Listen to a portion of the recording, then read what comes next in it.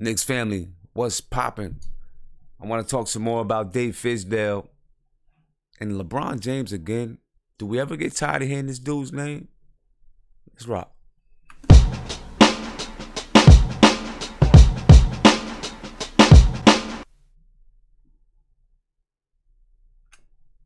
What's up, people?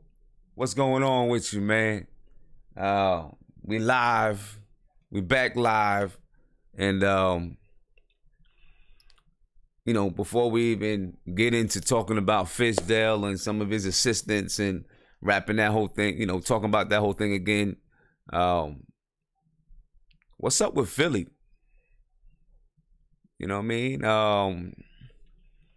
Jeez. I expected to have a pretty good series, to see a pretty good series between Boston and Philadelphia.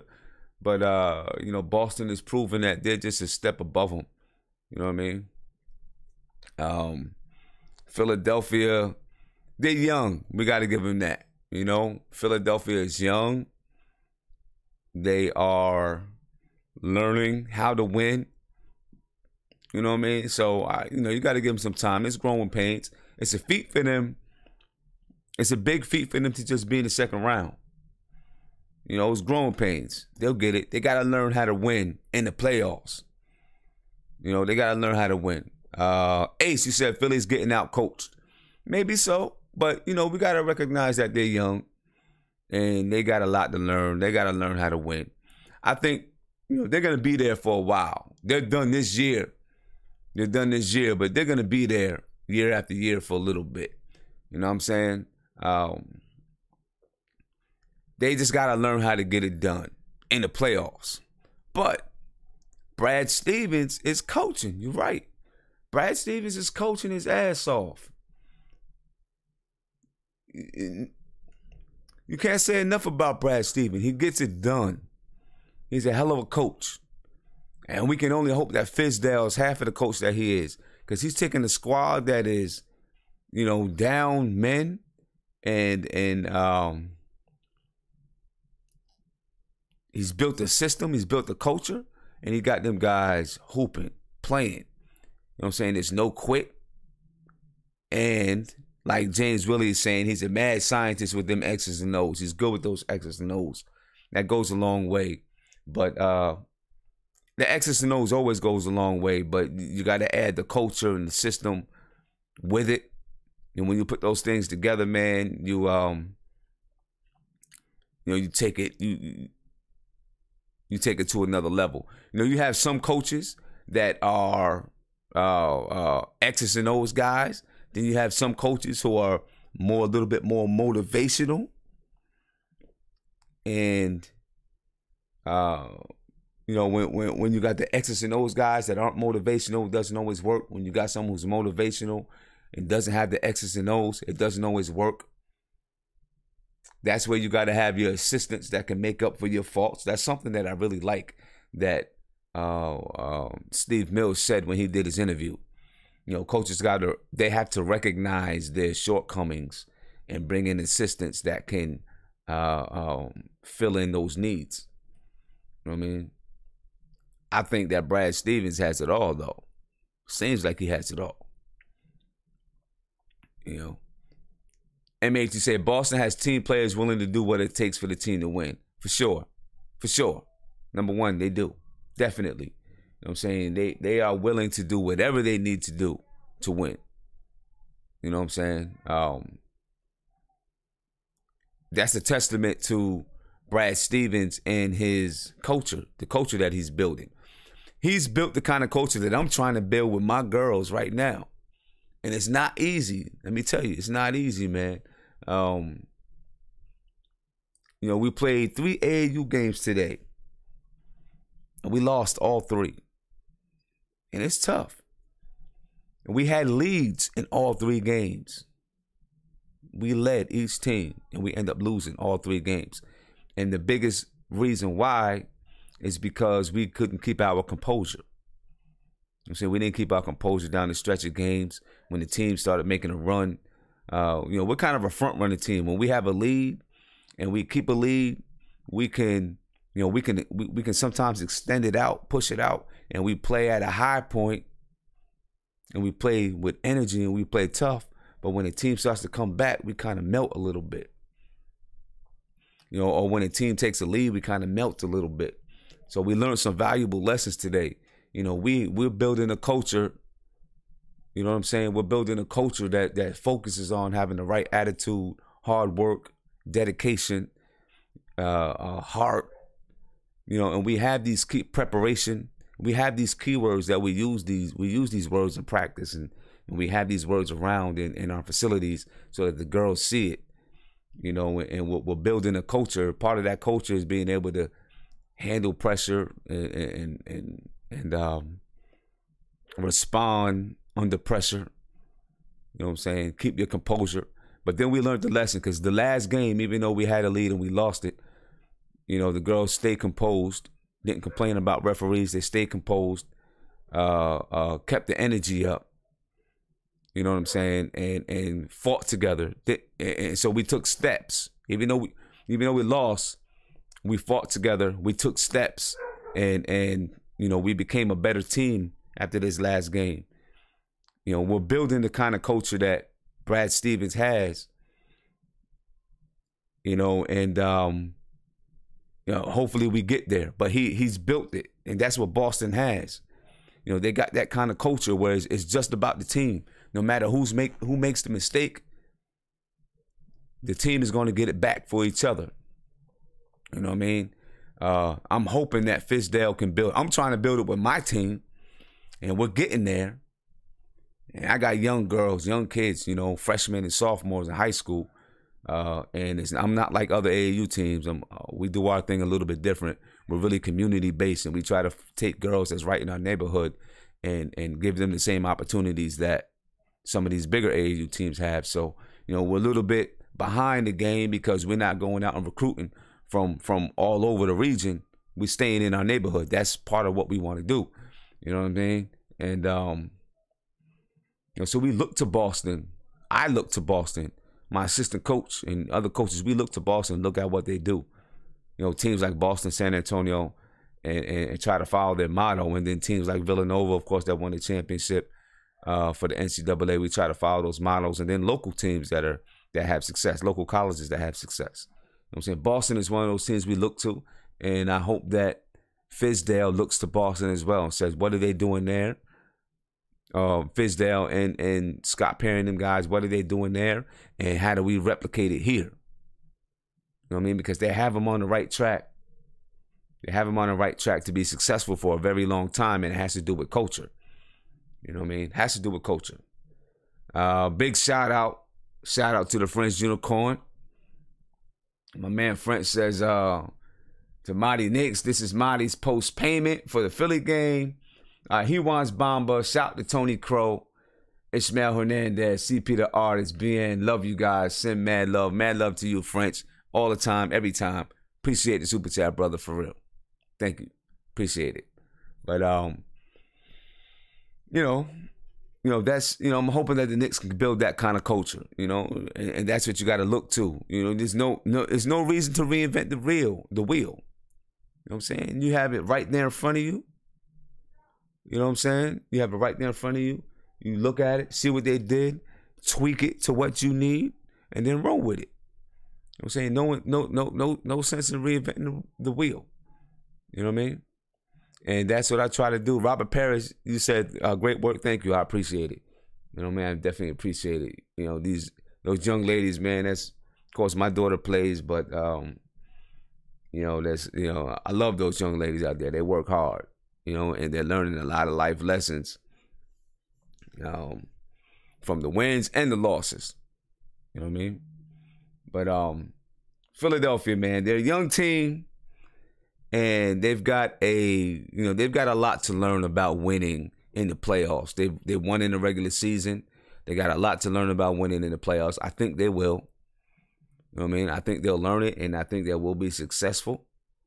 I still have my reservations about Ben Simmons. I still feel like Ben Simmons wants to be an LA guy. You know what I mean? I think he does, and he may,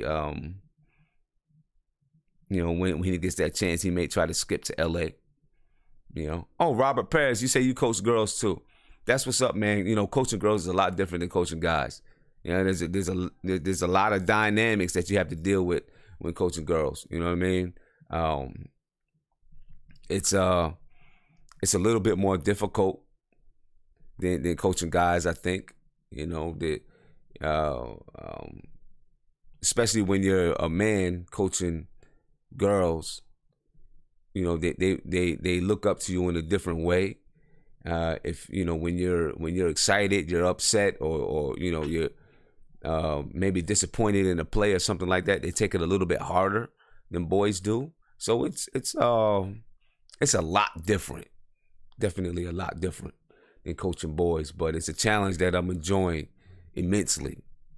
But back to the 76ers.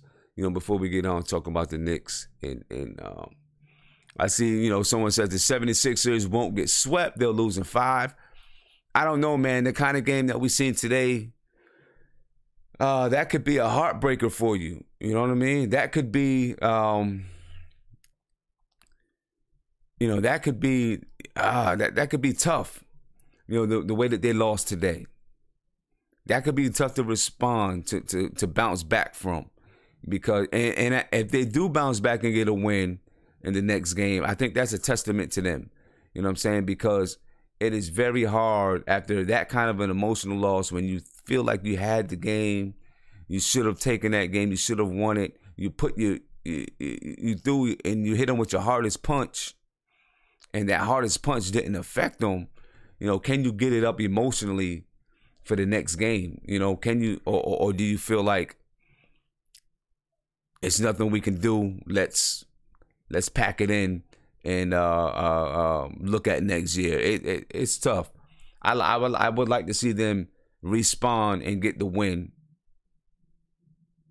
I'm not sure if they can. I think it's going to be tough to get that win. I think it's going to be tough to rebound and respond, because it was such an emotional game that they feel like they probably. I know that they feel like they should have had. You know what I mean? But we'll see what they do.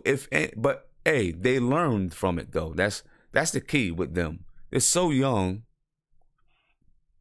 Just to be in the playoffs, whether or not they get swept, to be in the playoffs, advance out of the second round, advance out of the first round, and make it into the second round.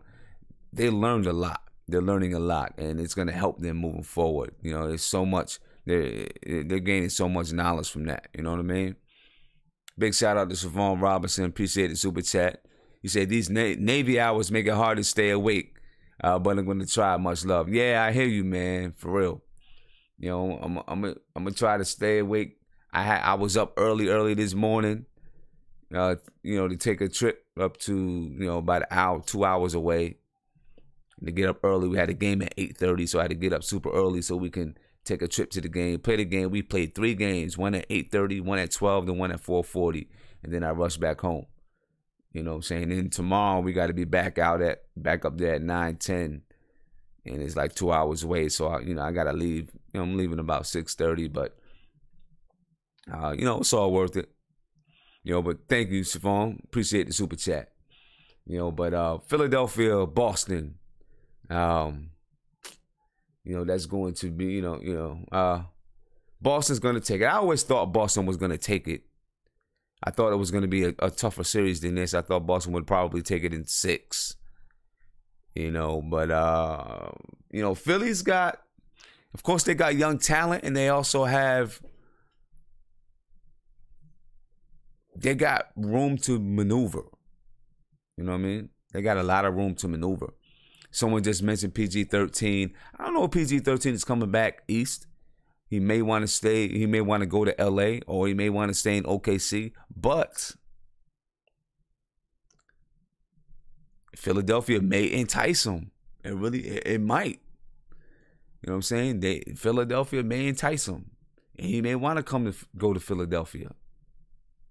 That would be pretty lethal if he does. If he decides to go to Philadelphia, that'd be. And then we have to deal with them in the Atlantic Conference and the Eastern Conference. It'd be tough. It'd be a tough one, but I think we're gonna be okay in New York though, because I think we got the right people running the ship right now, regardless of what some people say. I was listening to Stephen A. Smith this morning on my way up to my games, and he was harping on, he gave David Fizdale his props. He said, David Fizdale is a great coach. He's going to be rooting for David Fizdale. But of course, he wanted Mark Jackson. Why do you want Mark Jackson? Because he feels that Mark Jackson can represent New York, that Mark Jackson represented a culture change, that Mark Jackson would be one of the only guys that can, I guess you want to say, stand up to James Dolan. I think that's what I got from it. Not stand up to the business of the New York Knicks. Right, because of course, as we all know, the New York Knicks are part of Madison Square Garden, which is a corporation, a publicly owned corporation. And so they're a business, they're a corporation, they're a business. And he feels that Mark Jackson would have been able to stand up to the business of the New York Knicks. I don't know that Fizdale can't. As a matter of fact, Stephen A. Smith said that Fizdale would have been his number one choice if Mark Jackson wasn't in the picture. But I'm not sure that Fizdale won't be that kind of guy. I was reading some articles about Fizdale and his activism, things that he said in Memphis about the ownership, standing up against racism, things he said about the city and standing up against racism. He does some activism. Him and his wife do some activism. I'm sure you guys read the articles. Do some activism outside of the NBA. He doesn't strike me, if these things are true, he doesn't strike me as the kind of guy that's going to be quiet. He's not going to be a pushover. He's going to let his opinion be known. He may work with you. Right? Just because somebody cooperates and collaborates with you doesn't mean that they're not willing to speak their mind. As a matter of fact, if you have a team, everyone should be able to think their mind. If everyone thinks the same, without having differing opinions, you may have the same goals in sight. You may have the same philosophy. You may be on the same page, but you may have differences in opinions on how to get to how to reach your goal. You know what I mean? And I think that, to have those differences of opinion is what makes you a better organization. Because if everyone thinks the same, which is called group think, right? If you have group think and that group thinks the wrong way, then nobody stands up to say, hey, we're going down the wrong path. Maybe we need to change gear. You know what I mean? So I don't think that Fizdale is just going to be one of those guys that's quiet and not speak his opinion and just do whatever Steve Mills and Scott Perry wants him to do. I think it's going to be the type of relationship, the type of team where everyone can get together, brainstorm, and come up with the best plan. You know what I mean? Hopefully that's what it is. So I think that Stephen A. Smith is wrong in that aspect. My opinions with Mark Jackson is everything would have been too flammable. I'm not doubting Mark Jackson, but I think it would have been too flammable. You know what I mean? And I see you guys, saying some stuff in the chat. I'm looking at it, talk about Fizz's wife. I'm going to lay off of that. He's a lucky guy, and I'll leave it there. You know what I mean? I will leave it right there. I just tell him, my only advice to Fizz is do not hire Derek Fisher as an assistant coach. Feel me? Don't do it, Fizz. Stay away from Derek Fisher. Far away. Keep him away from your lady. And then I see some people commenting about Kanye West. It is what it is. I'm not going to talk about Kanye West in this. You know what I mean? Kanye can... Kanye does what Kanye does. Scoop diddy whoop. But anyway, talk about the New York Knicks, man. Talk about the New York Knicks. Fizdale. They say Fizdale's going to hire Keith Smart as an assistant. I don't know much about Keith Smart. I did see Keith Smart. I did see, some of his resume. And his resume, it's decent. I feel like that Keith Smart is his boy.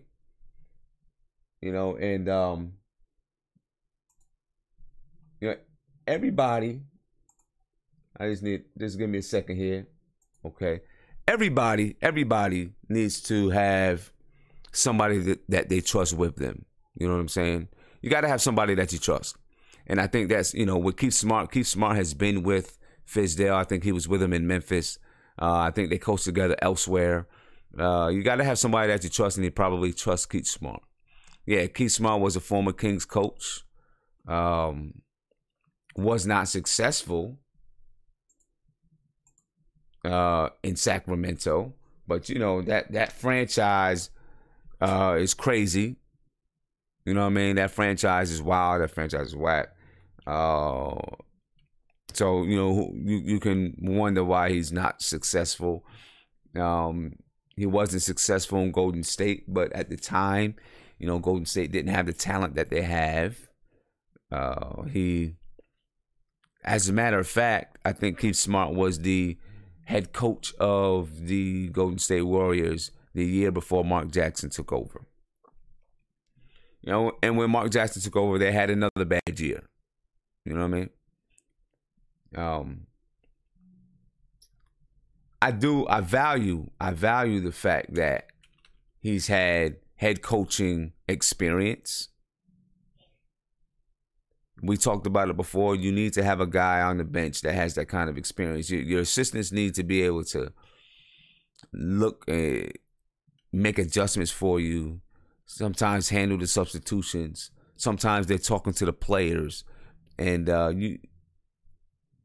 when you're making adjustments, to have an assistant that's been in that head coaching spotlight, that's been there, they can think from your perspective as a head coach, and so that is that's powerful when you have that kind of person making adjustments for you and helping you out with the players. And if you can get Keith Smart, you got Mike Woodson. That would be a very, very strong coaching team. Very strong coaching team. So, let's see. Let's see how that goes. Other assistants, I think we talked about it before, how the Knicks, interviewed some people like they interviewed Juwan Howard, who could possibly end up a Knicks assistant. I don't know. Mark Jackson, he's not going to be an assistant. If Mark Jackson was smart, he'd be an assistant.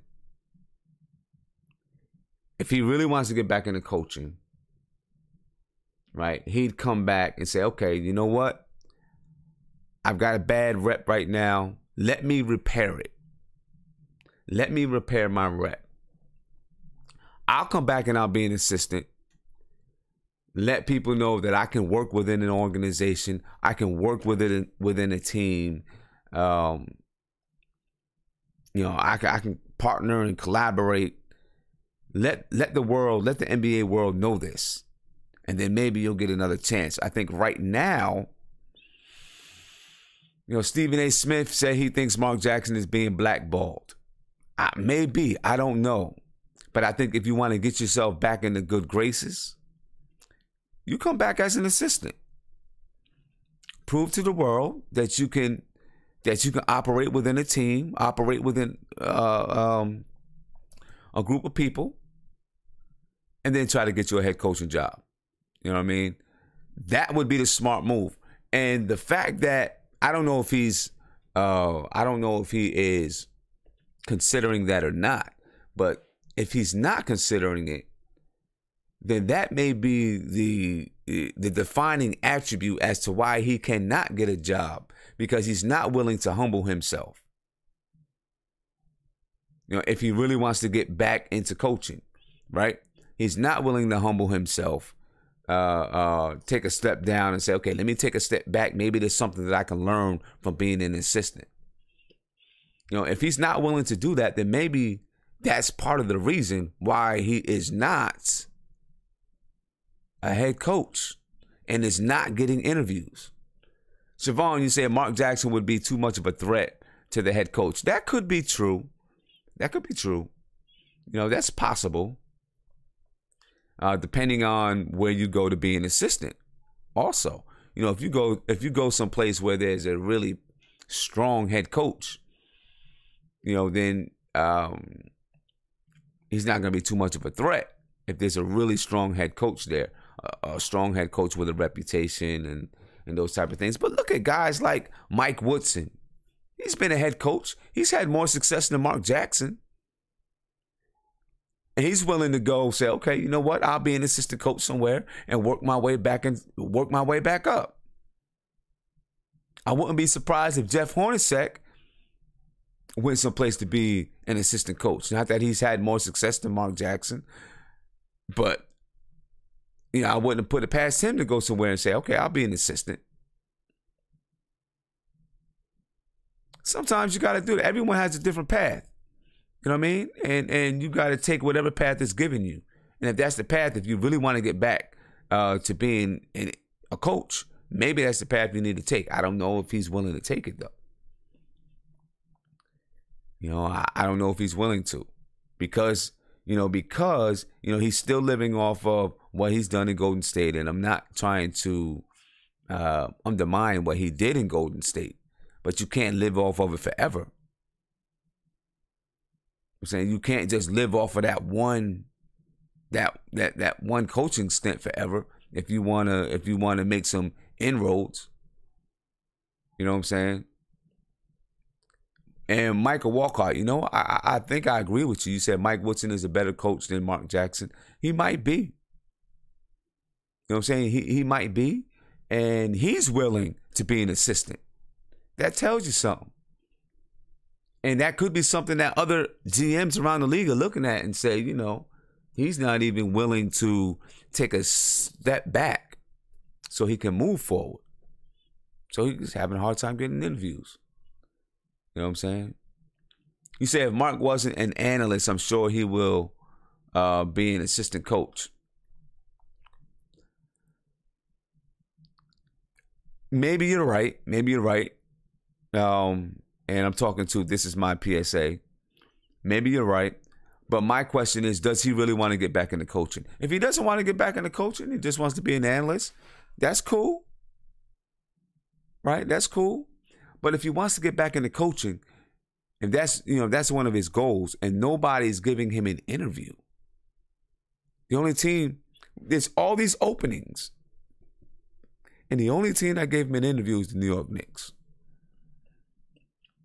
And then my question is, was it really an interview, or was it an interview to appease the fans, the New York fans? Right? You know, I think if you really want to get back into coaching, then maybe that's your route. If you don't really want, if it's not that important to you, cool. That's good too. You know, but if you do want to get back into coaching, then maybe that's the route that you need to go. My concern with Mark Jackson, I feel like Larry Brown is an excellent coach, right? But his style and his semantics lead to drama. There's certain people that drama just kind of surrounds them. I kind of feel like that with Mark Jackson. Just when I hear him, just when I hear the kind of personality that he is from listening to him, I can hear his personality come through him speaking, and he strikes me as that kind of person. You know what I mean? So I don't know. And maybe he is being blackballed. Maybe he is. And that would be a shame if he is. You know what I mean? It would be a shame if he is. But I think it has some things to do with him, though. That's my opinion. I think it has some things to do with him. You know, I hope the best for him, though. You know, I really do. I really do hope the best for him, and I hope that he can find a way he can get a job someplace and make it work. You know, Robert Parrish, he said, well, if Fizz is an activist, he may create drama. He too may create drama. I don't know. I don't know. You know, I think it depends on what kind of activist is he, of course.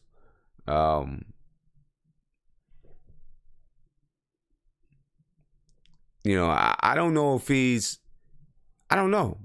And, you know, it could be right. But I still would rather have somebody. I don't want someone to be in there to be a yes man. You know what I mean? Because the coach needs to have some kind of power. And if you're a yes man, then you're just saying yes to whatever management wants you to do, and that's it. You know, then you go do it. I think that you need somebody who's not just going to be a yes man, somebody who's actually going to stand up for the players, stand up for whatever philosophy or system they are using. You know, not just say, yeah, I'll do it. Yeah, I'll do it. Yeah, I'll do it.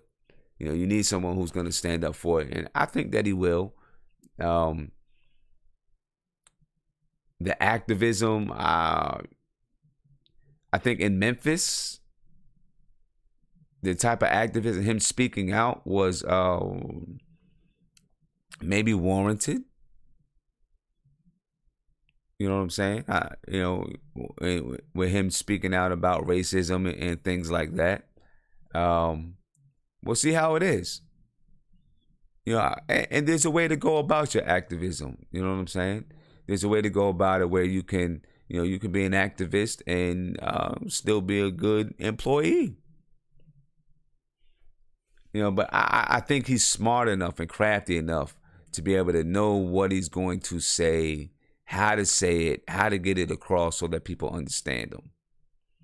You know, so we'll see. We'll see what he does. We'll see how it is. You know what I'm saying? But I'm hoping that he brings in a great. Exactly, Jason. Let me say, Fizz can be an activist. Look at Pop and Kerr. New York City is very liberal. It won't be an issue. If anything, it will make fans like him. And see, I kind of agree with you there, Jason. You know, if he's the kind of person that's standing up for the people, you know what I'm saying? It's going to endear him to the fans, I think. And I think he's smart enough not to get so much into politics that it overrides what he's going to do at the helm, you know, as the head coach. I think he's smart enough not to do that. You know, the hard thing is if you're an activist or whatever, there's some things that you really believe in. At times it may cross what your employees or company wants you to do or say or be or whatever it is. But I think he'll know how to toe the line. You know, I think he will. Big shout out to Robert Parrish, man. You know, he hit me with the super chat. He said, we need young Noah to deal with Embiid.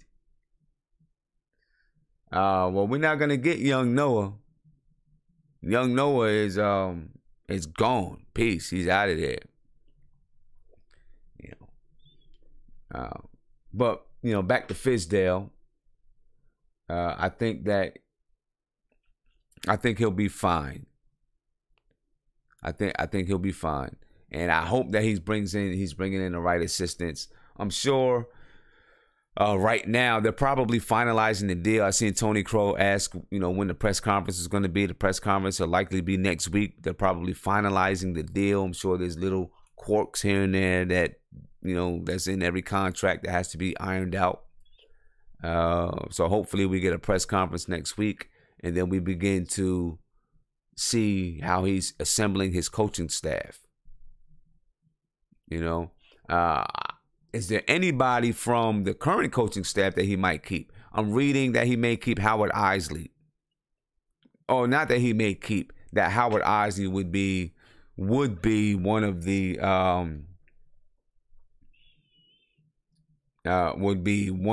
current assistants that would possibly stay, because he named Howard Isley as one of the top young black coaches in the league, or he had him on the honorable mention list. You know, if he can find his people, though, I think he'll try to get his people first. All right, Siobhan, you say Fizz will be fine unless he kneels for the anthem. You know, we'll see. You know what? He said that that's something that he would do when he was in Memphis. You know, he said he would support Kaepernick. Or they asked him, if your players wanted to kneel, would you support him? He said, yeah. You know, but I think like last year, the Knicks, they did something together. You know, whatever it is that they did, I think that they would probably find a way, if they wanted to. They would probably find a way to do it as a team so that everyone felt comfortable. You know what I mean? And that's cool. You know, that's all right. If that's something that they decide to do, I support it.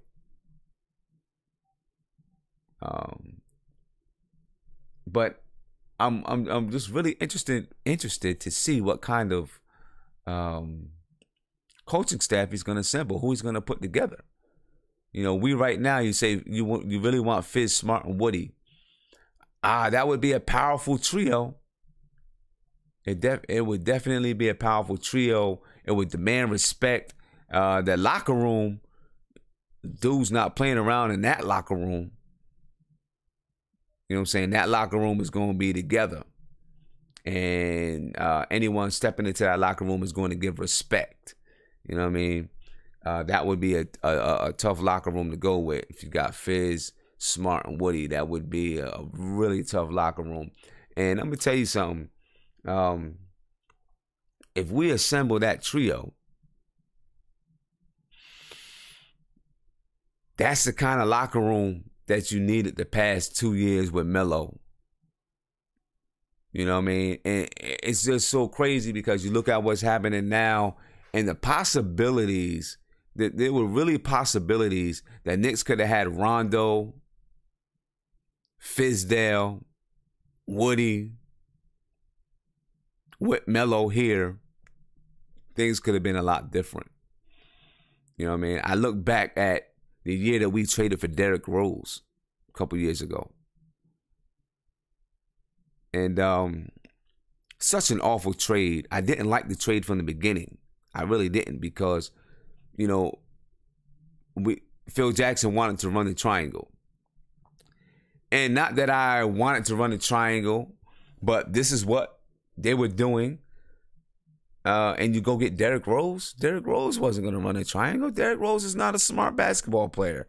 He's not a high IQ basketball player. You know what I'm saying? They could have had Rondo on the cheap. Rondo was coming off a bad year, a couple bad years. You know what I'm saying? They could have had Rondo on the cheap. And if you would have put Rondo with Melo at that time, oh, man, I mean, I look back, it was such a bad move by Phil Jackson. It was a terrible move. You would have had Rondo. Jerry and Grant would have been learning under Rondo. You would have had Melo. You would have had Lopez. Maybe signed Courtney Lee. I'm not saying that team was going to win a championship, but we wouldn't have been what we ended up being. Because Rondo can run a team from within any system because he's that smart. And Melo always needs a strong point guard with him. Always needs a strong point guard. The years that Melo has had success is when he's had a strong point guard. When he had a year where he had Allen Iverson, they did nothing. Got Chauncey Billups, They went to the Western Conference Finals. He had Raymond Felton. They did nothing. Got Jason Kidd, number 2 seed in the East. Won the Atlantic Division. Got ousted in the second round. Melo needs a guy that can tell him, a guy that he respects, that can tell him what to do. Back then, I mean, now, Melo is what Melo is right now, obviously. So I think that we really, really messed up by not signing and going to get Rondo when he was on the cheap. I think we really made a mistake. And then even if we did end up still being a bad team when we drafted Frank, you'd have Rondo here to teach Frank. I think that it was a bad mistake by Phil Jackson to sell out and go get Derrick Rose. He knew it wasn't going to work. I knew it wasn't going to work. I think a lot of people knew it wasn't going to work. Derrick Rose just wasn't the prototype point guard that you wanted to have running the triangle or play the way that they wanted you to play. Now, my concern there was, could Jeff Hornacek have handled Rajon Rondo? Probably not, but I would have rather had tried Rondo than Derrick Rose, because we would probably still have Rondo, on a decent contract. But, it is what it is now. This is where we are. This is what we got.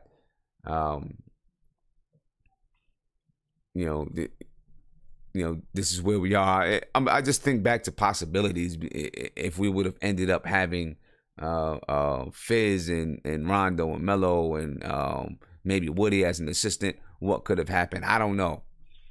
I don't know, but I think we made a terrible mistake back then. But we got the right people now, I believe. I think we got the right people right now.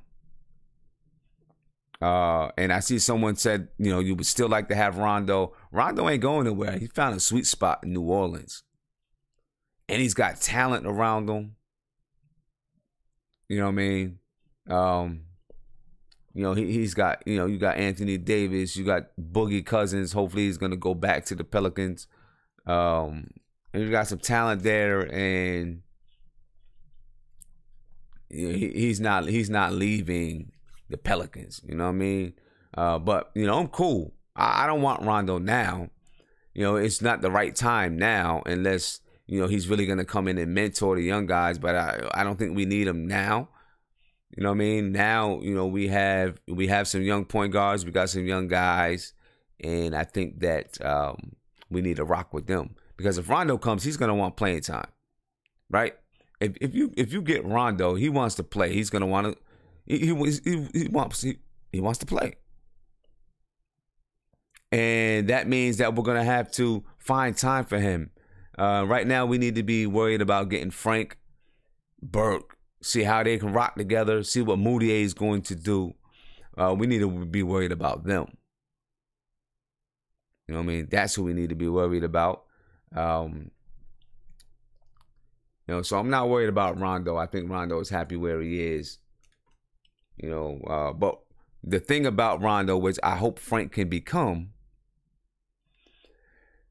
is that Rondo is the kind of guy, Chris Paul is the same kind of guy. And when I had my boys team, I had point guards that were these type of point guards, and it made my job so much easier. People like Rondo, Chris Paul, you don't have to coach as much. You can sit back and think about strategy. You know what I'm saying? You can sit back and think about, what are you going to do next? How are we going to get over this hump? Because your point guards will handle it on the floor.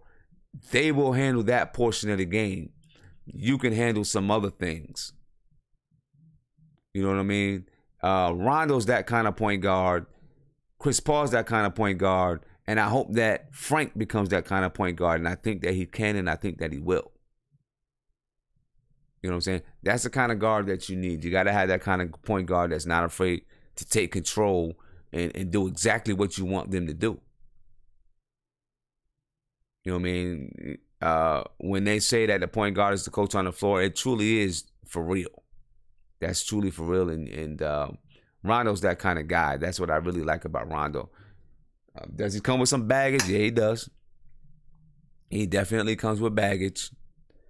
You know what I'm saying? And you got to deal with that kind of baggage. You know, that's one of the reasons that I'm not sure that Jeff Hornacek would have been able to deal with him. That would have been tough. I think it would have been tough for him.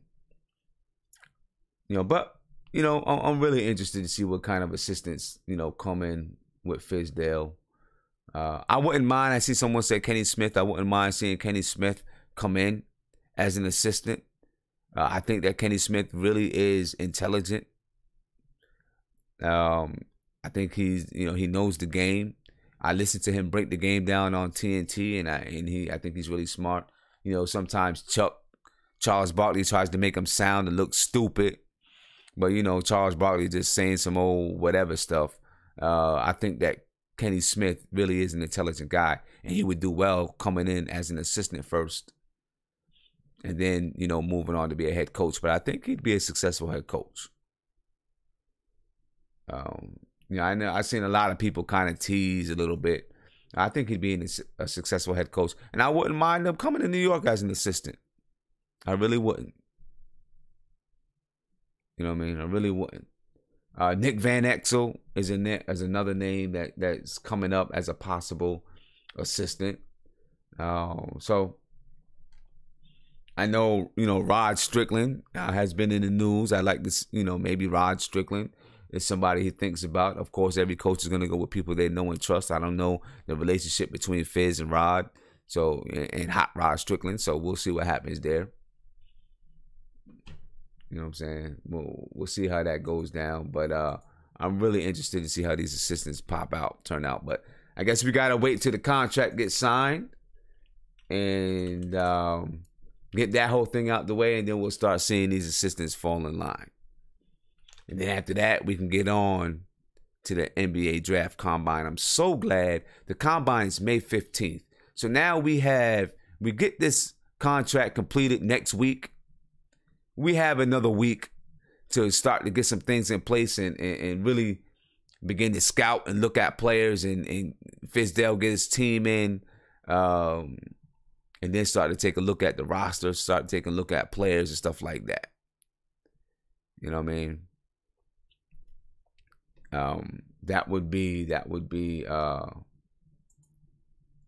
That's ideal. So hopefully we can move on that. You know what I mean? You say, is Kenny Smith available to hire as an assistant coach? I mean, I assume that he's available since he interviewed for the Knicks head coaching job. I assume that he's available. You know, he probably thinks that he can step right in and be a head coach, and maybe he could. You know, I'm sure he's learned a lot of things, you know, working with TNT. I'm sure he's, you know, organized and those type of things. I'd like to see him come in as an assistant coach first, though. You know, that's just my opinion. But, hey, you know, he might think he's got it. And if he's got it, he's got it. I'm with it 100%. You know, I want to get to this LeBron thing. I really do. Because I am so... Before I get to it, let me open up the lines. I've been speaking for almost an hour. Haven't opened up the lines. Let me open up the lines. Got something you want to say? Please call in and talk to me. You know, call in and talk to me. Let me know what you're thinking about the New York Knicks, some of our assistants, possible assistants, what we think about Fizdale. You know, and you know, talk to me a little bit. Give me a call. And I guess while I'm waiting for the call, here we go. Got my man Tony Crow on the line.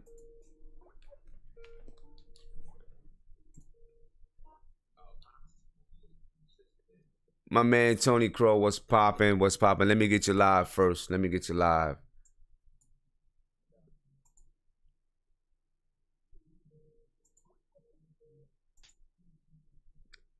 All right, Tony, what's popping, man? What's up with you? Yo, Black, it's time. Shout out to the chat. Shout out to Sim. What's good? What's up with you, man? I'm feeling good. Feeling good Not for much, sure. man. I'm ready for this presser. Yeah, man, me I'm too. ready I for feel this you. presser. I feel you, I man. wanna hit. Um, we don't want LeBron here. We want to beat LeBron. Nah, right, exactly. We don't want We LeBron don't. We here. don't want. Yeah, and I'm so tired. I'm so tired of. I just want us to forget about LeBron coming to New York. Please, I wish we would please forget about him coming to New York. Every time I turn around, somebody's bringing up a reason that LeBron James may consider New York.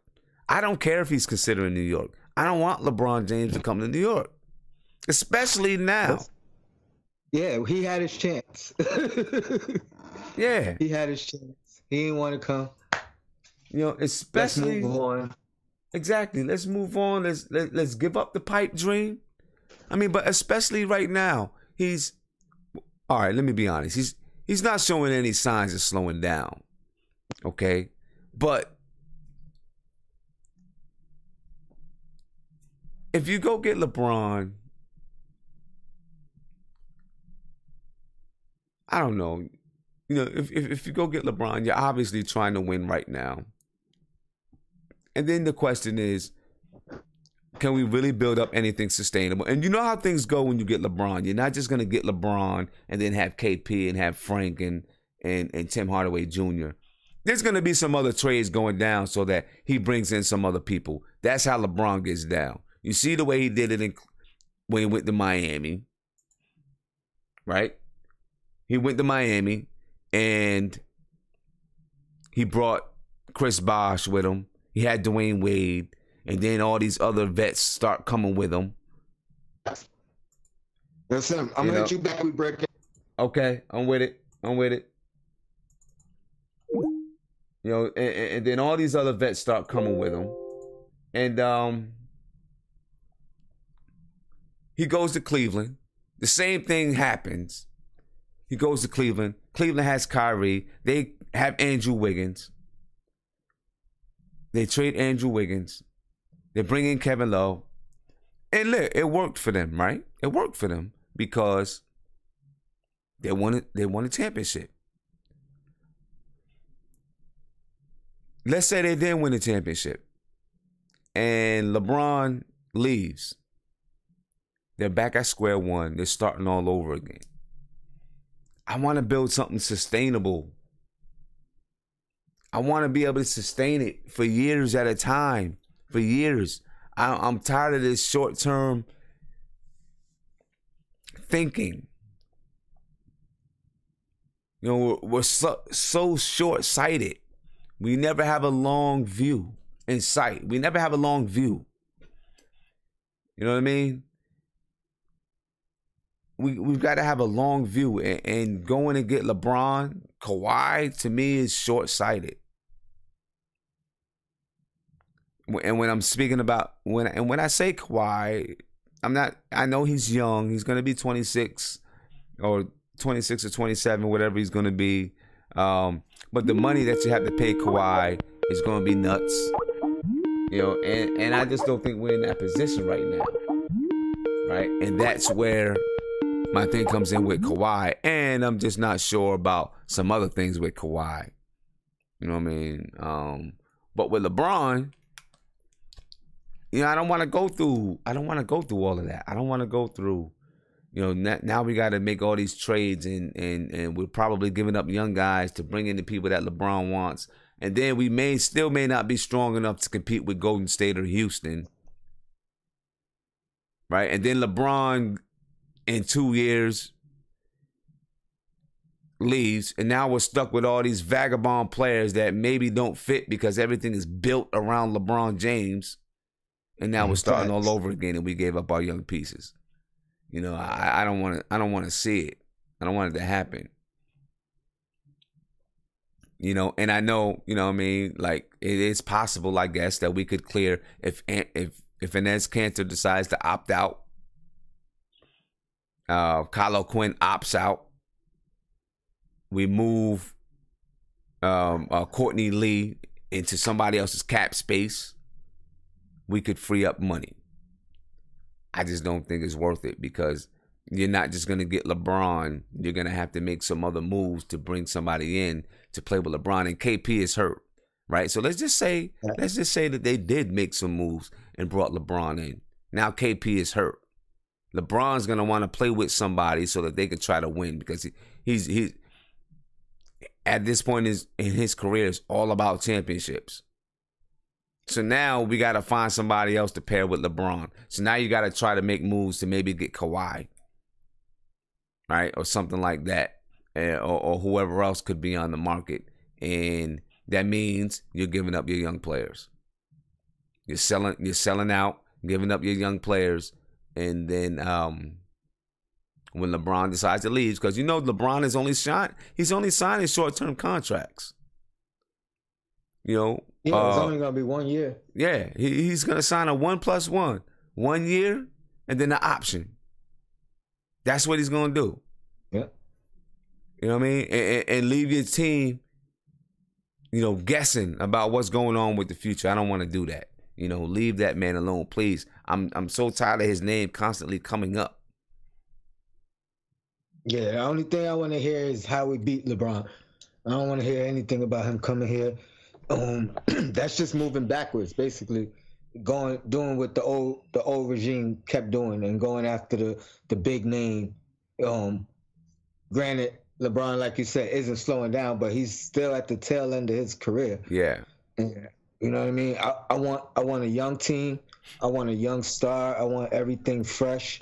I don't want it to feel anything like the old regime. Right. And it looks like we're going in the right direction. Yeah. Yeah. And, these things about LeBron, it just keeps popping up. Of course, there's articles out there because Dave Fizdale coached LeBron in Miami as an assistant coach. And LeBron has so much respect for Dave Fizdale and all these things that there's a possibility that LeBron will come to New York. Number one, I don't think New York is even on his radar. I really don't. Just because we got David Fizdale. Philadelphia would be more on his radar than New York. You know what I mean? That's what LeBron. That's what LeBron does. You know what I mean? He's looking to team up with. He's looking to make super teams, man. And so I don't even think New York is on his radar. But because of that connection, here we go again. You know what I mean? The possibility of LeBron in New York. Sim, let me ask you this: Would you if Chris Bosh was willing to still play, would you take that risk? All day, I would take the risk because if he's still willing to play, he's going to be on a small contract. You know what I'm saying? He's probably gonna come in for the veterans minimum. You know what I mean? You probably. I didn't even mean the money. I just meant, with his heart condition. I feel that. It's on the player, and if the player feels he could play, and you know what I mean, then I think that, you know what I mean. But some people, some organizations won't even go that route. Yeah. So that's what I'm asking. Would you take the risk on or him, or you feel like I feel, or do you think? I would take the risk. I would take the risk with precaution. Yeah. You know what I'm saying? Yeah, I take the risk. Have doctors working with him around the clock. Around the clock. You know what I mean? Monitoring him. Practice, all that. Yeah, monitoring him all the time. I can see Fizdale's connection doing something like that. Mm-hmm. Yep, I can see that. That would be interesting, man, because if Chris Bosh could come in, how old is Chris Bosh now? He's probably LeBron's age, right? 33, 32, 33. Does he still have it? I'm sure his body's slowing down. He hasn't been playing ball, but I'd give it a go. Yeah, Can't hurt. As far as in the middle of the year, he said he was ready to come back, and he's been working out, the whole year. So, that'd be interesting. That's something to keep an eye out and an ear out on. Yeah. Now, Robert Paris says Chris Bosh is a massive liability. I wonder why why do you say that, Robert? How can it be a liability if he's on a small veterans minimum contract If it doesn't work out, you say, hey, it's not working. We're going to move on. I don't see how that can be much of a liability. I think it's low risk, high reward. High reward. Absolutely. You know what I'm saying? When you're a team like the Knicks, those are the type of things you got to do. That's one thing I'll say about Phil Jackson.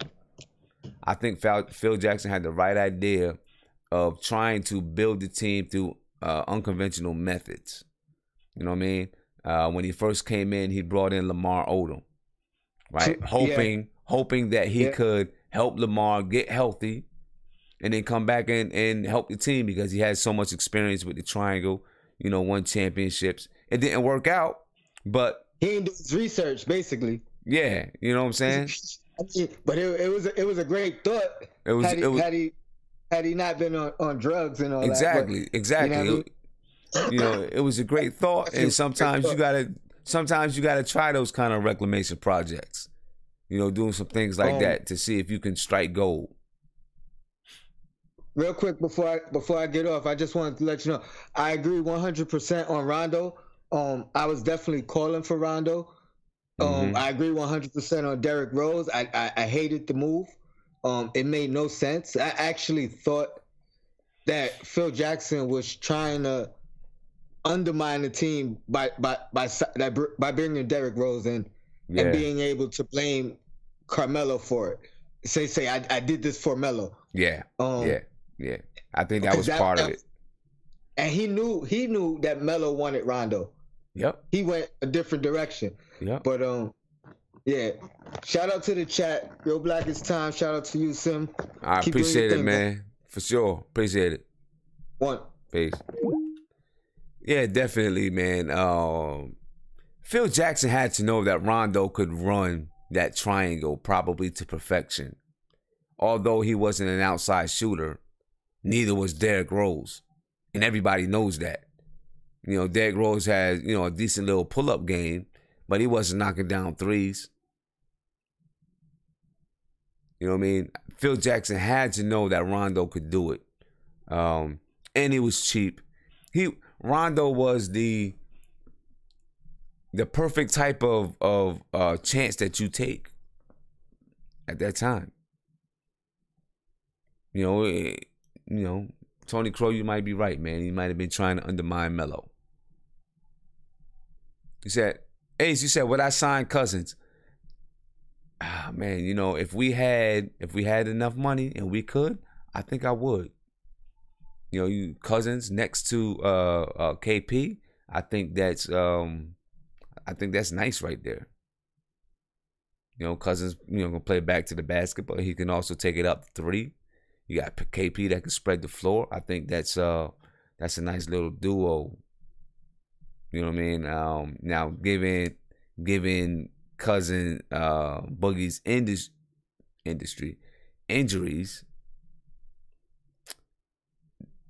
Okay, let me back up. It's a little bit scary because you got to pay him money, and then two of your stars got the same injury. That's a little scary because now you're putting a lot of money into 2 guys that in the next few years may need some knee work done. But just based off of the talent and the type of players that both of them are and will they fit together, I think they would fit perfectly together. You know what I mean? I think they will fit. It would be a nice fit with Boogie next to KP. You know what I mean? Do you take the chance with both of them having those kind of injuries? That's the question. If he was even one, I think he's gonna remain in New Orleans, and it's going to be, like right now, New Orleans is, they're humming along. They're humming along, and they are looking like they're coming together as a team. And then if you can fit Cousins in there, they could be a threat. So, I don't think. Oh yeah, he tore his Achilles. Right. My bad. That's still a tough injury. That may be even tougher. Jamila.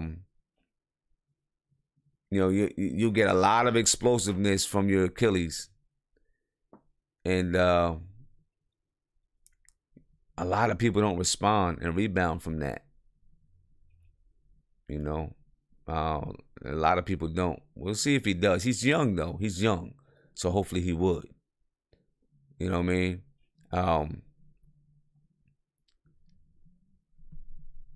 So as would I trade for Whiteside? If I really want, I don't know. We can get a Whiteside out the draft, I think. Possibly. If we got a Mo Bamba or somebody, we could get that out the draft, I think. I don't know if I trade for him. You know what I'm saying? What's his contract even like?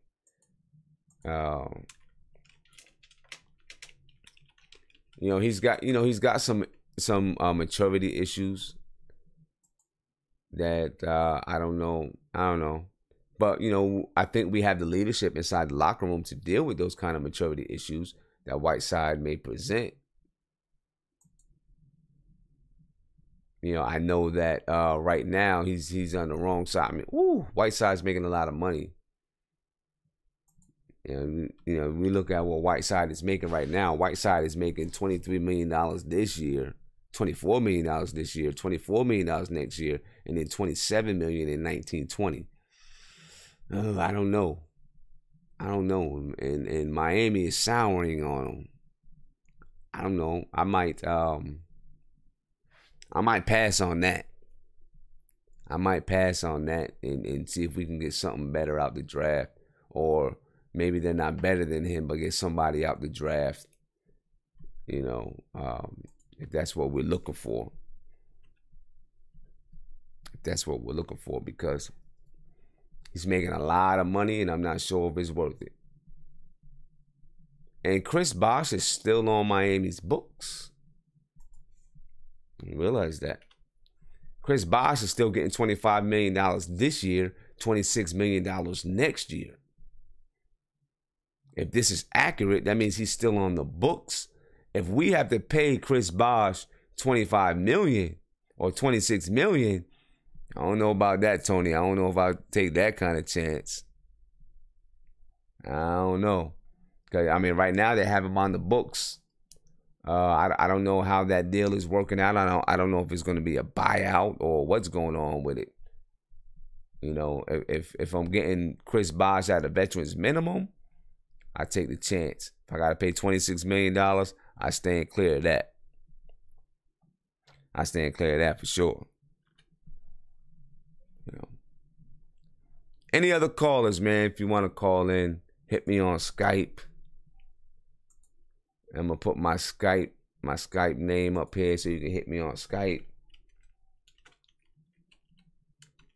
All right, call in, talk to me. Let's talk about these New York Knicks, and let's talk about forgetting about LeBron, because I'm tired of hearing LeBron's name come up. And lastly, let's talk about these expectations. I want to know what you expect from Fizdale. What do you want to see from Fizdale? I think the number one thing for me is I expect leadership. I really want to see leadership. I don't feel like we've had leadership. And I read something really interesting about Fizdale and Marc Gasol. I've been reading a few articles about it, as you probably have as well. After a loss, they were in the locker room. And Fizdale went around to all the players and asked them, because he questioned their heart. And he asked them, do you believe you can win a championship? The players went along. They went along. He went around asking people, do you believe you can win a championship?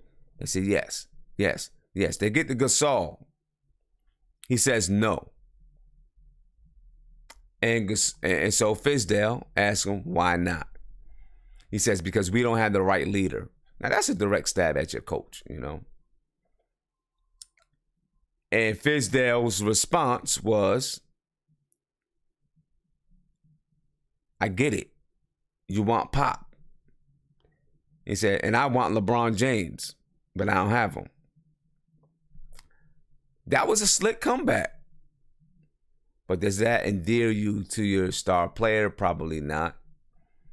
The more I read about it, though, he wanted to change the way Memphis plays. He wanted to play more up-tempo, space and pace a little bit more. Marc Gasol wasn't really with it. And then they had a lot of little beef going on between each other.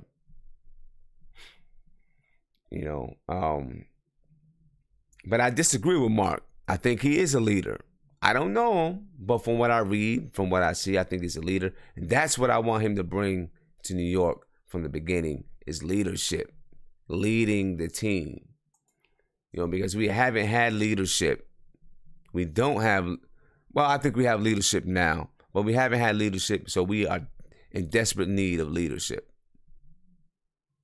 Real leadership. So that's the one thing that I want from him. Expectations as far as basketball. I want to see the players work hard every night.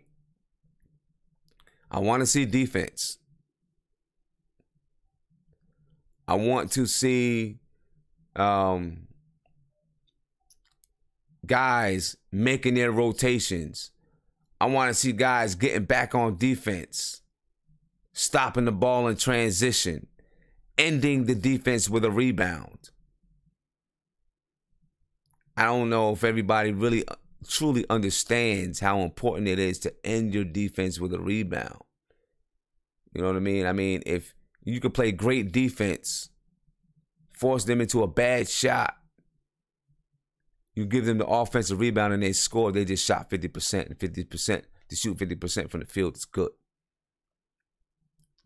Now, we've been a decent rebounding team, but I want to, that's what I want to see. I want to see us play defense and end it with a rebound. I want to see us play that pace of space game that Fizdale wants to play. And we're not Memphis. We didn't have a kind of a culture.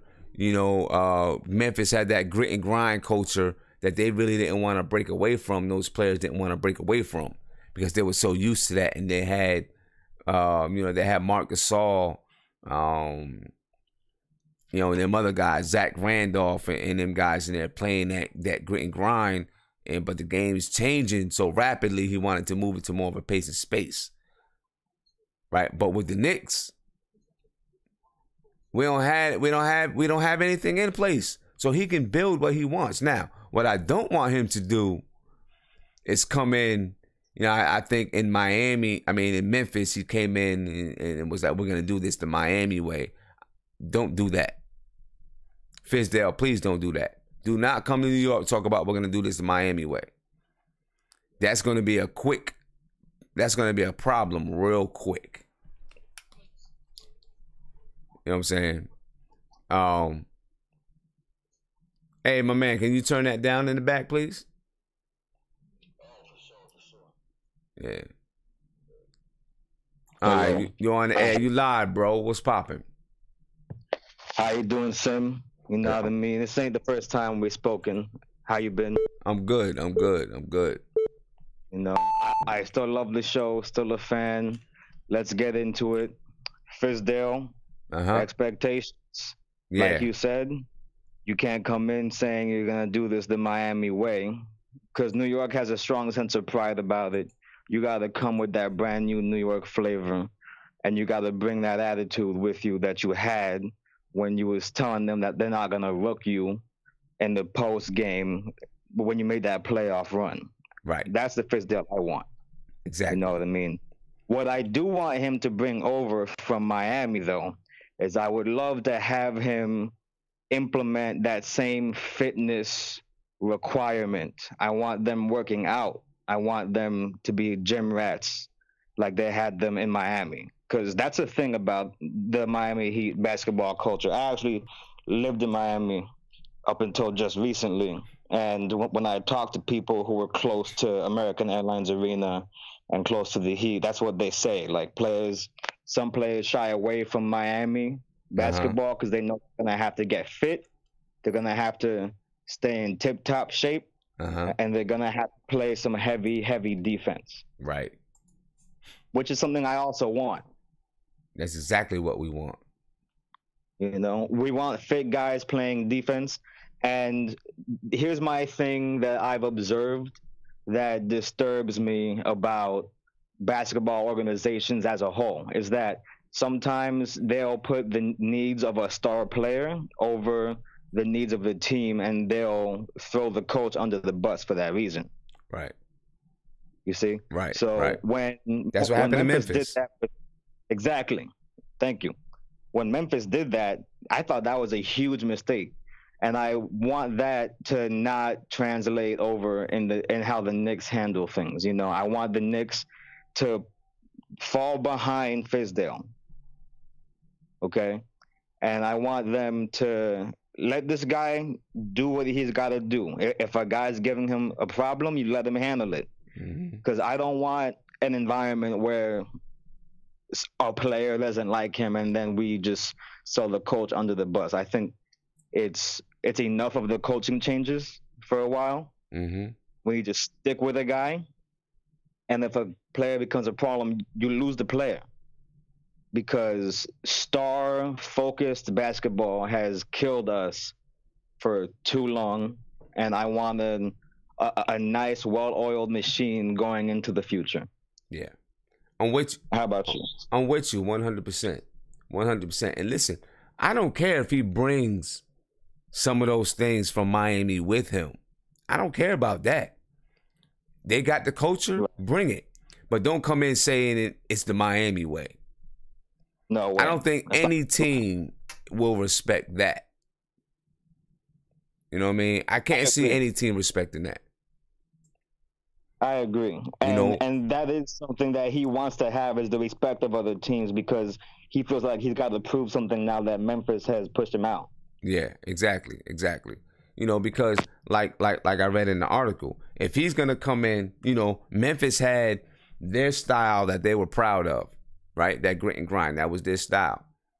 Right. And he's saying, no, we're not gonna play that style no more. But then he's saying we're gonna do it the Miami way. But then they're, you know, in their mind, it's like, well, what's wrong with the Memphis way? We want to do it the Memphis way. If you can talk about Miami, we can talk about Memphis. You can't approach it that way. Hopefully he's learned from it. Right. You know what I'm saying? You know what? That sounded like a rookie mistake to me. Yeah, exactly. But you know, hopefully he's been seasoned and he won't make that mistake again. Because I could see how a comment like that and a sentiment like that could definitely, you know, sour the relationship between not only you and the organization, but also you and the city at large. Yeah. So now him being pushed out in favor of Marc Gasol, although Marc Gasol is an aging asset, does make more sense. Right. You know, because one person is now the cultural problem, and he's not going to clash with the fans. Yeah. And everyone's saying that they wanted Mark Jackson. He's got the passion, he's got the heat, and he can handle the media. I think Fizdale has all of those things. I do too. That's what I don't understand. I think he could handle it. Yeah, that's what I don't understand. I think he has all of those things. And I think he can handle it, and I think he'll handle it in a little bit more of a professional manner. That's my opinion. And he's got the X's and O's to go with it. That's a question about Mark Jackson. Exactly. One more thing that I want before I let you go, man, is I was talking to a Heat fan just last night, and he was talking about how they got Pat Riley, and I've always heard over the years, oh, Pat Riley came to Miami because he wanted to win.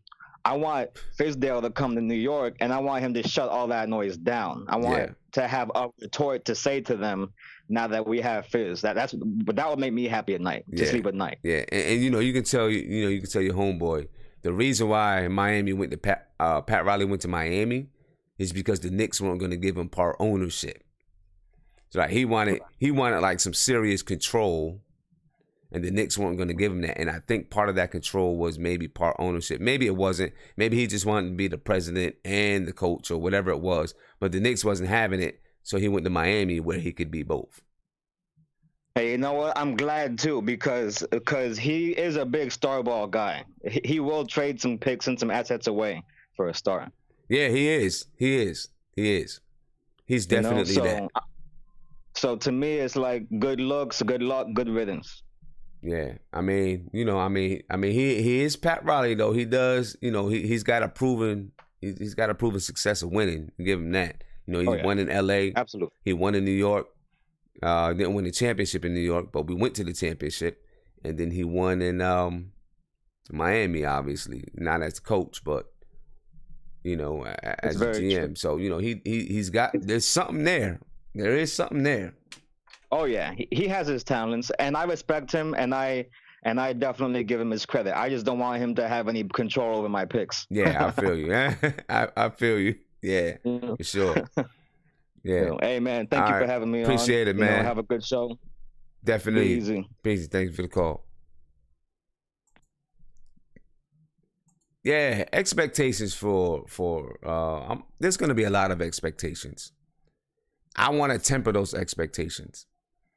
There's going to be expectations on winning from some people, of course. It's always that way. Always that way. But I want to temper that. I don't think our expectations should be based on winning next year.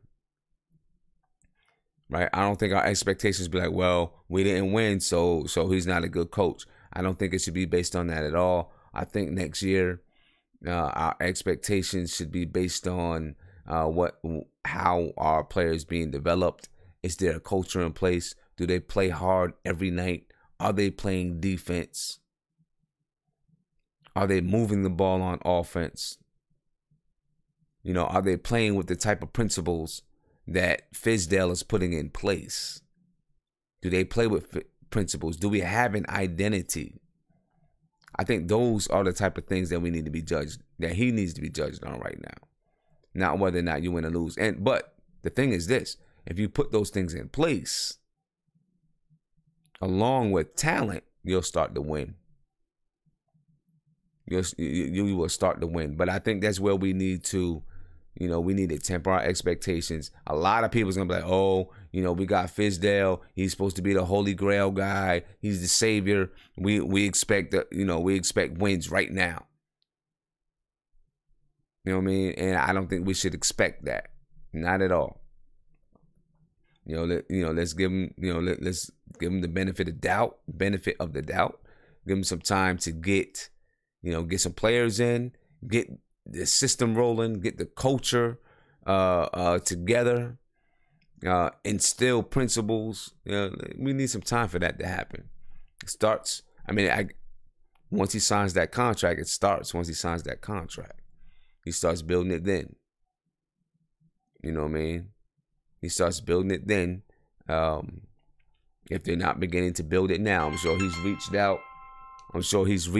To coaches and players and reached out to people that he needs to reach out to. But that's my expectations for him this year. That's my expectations from him. And the thing is this, if he exceeds expectations and we do win, that's great. That's great. And then we see, can we build and can we move on from there? Now, if he exceeds expectations in the first year and then the second year you have a little bit of a slump, what do you do then? I think you got to stay the course. Because, you stay the course and continue to build. We did that this year, right? We came in thinking it was going to be a developmental year. Then the beginning of the year, we were playing well, and our expectations rose through the roof. I think we've got to be patient. We got to be patient with Fizz and the crew. We got to be patient with them. Let's get this thing rolling. Let the culture infiltrate. Let the principles and the values of the team become part of second nature to the players, become part of them, and let's make this thing happen. You know what I'm saying? Let's make it happen. Listen, I'm gonna get off. You know what I mean? I'm quite tired. I got to get up pretty early tomorrow. You know, but I appreciate you guys jumping on with me, and I will be on after Game 4. And if that ends up being the last game, then we're gonna choose another team to rock with.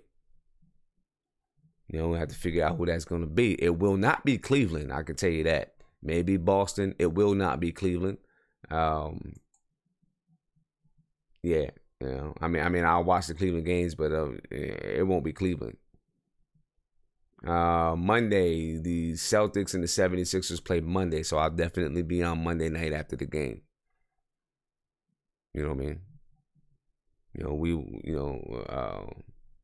I'll be on Monday night after the game for sure. They play on Monday night. They play at 6. You know, what's up with these weird times, man? 6 o'clock on a Monday night. And, you know, they're doing East Coast, you know, I guess they're changing up. They're doing East Coast and East Coast, West Coast and West Coast. You know, then it used to be they do an East Coast game, then a West Coast game. I mean, I guess it depends on where teams are, you know what I mean? Some teams, even though they're in the Western Conference, they still, you know, are just an hour time difference or something crazy. I don't know. But it seems like there's some weird times.